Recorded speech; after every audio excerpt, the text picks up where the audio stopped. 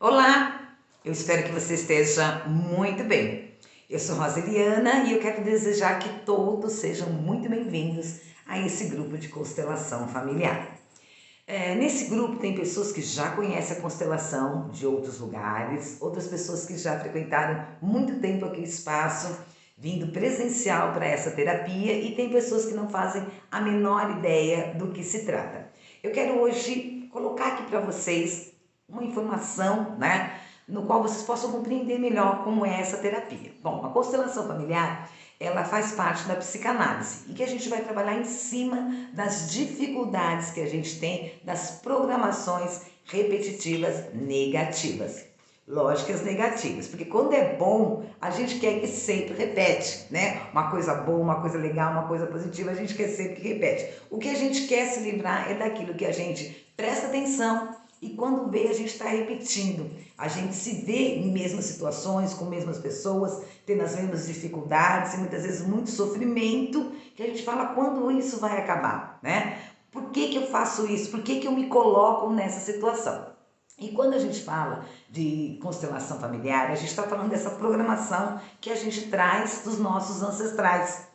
E aí a pessoa fica pensando, como assim, né? Você está falando de religião, você está falando de magia, de ritual? Não, eu estou falando, né, que a gente não herda só a cor do cabelo da avó, né, os olhos da tia, o jeito da mãe, né, a força do pai, a chatice, né, da bisavó. A gente herda também as memórias e os acontecimentos, né, que todas essas pessoas que vieram antes da gente passaram. Olha que coisa incrível. Isso vem na nossa memória, tanto na nossa memória celular, né, como no nosso inconsciente também.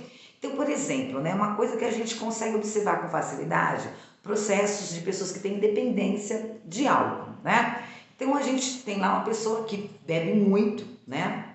É um alcoólatra, e aí você vai ver, o pai dele era alcoólatra, o avô era alcoólatra, e muitas vezes o filho muito jovem está começando a beber, né? Famílias em que as mulheres todas sofrem de solidão, mesmo casadas, né? Elas não têm um companheiro, elas não têm um amigo, muitas vezes elas não são aceitas, né, pelo companheiro. Então ela casa, ela tem filhos, mas tudo é para a família dele, é como se ela não pertencesse à família do marido, né? Pessoas que lutam a vida inteira, estudam, trabalham horas e horas por dia, muitas vezes final de semana, né? E nunca conseguem ter uma estabilidade financeira. Muitas delas estão ali trabalhando na empresa e quando vai fazer o grande passo, ter aquela promoção, acontece alguma coisa, né, que é tirado dela aquilo, né? Eu tô falando aqui em âmbitos em que a gente consegue perceber com muita facilidade, mas existe uma série de outras coisas no dia a dia da gente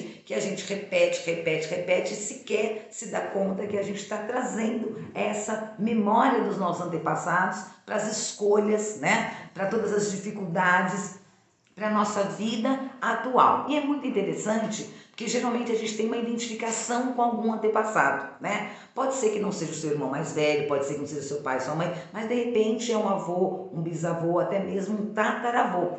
E o mais interessante é que a gente se identifica por amor.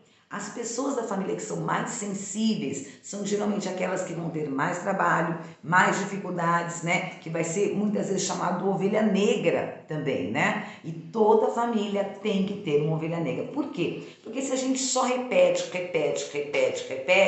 a gente não evolui, não aprende. Então existe uma grande necessidade da gente ter uma ovelha negra na família para que possa haver a movimentação.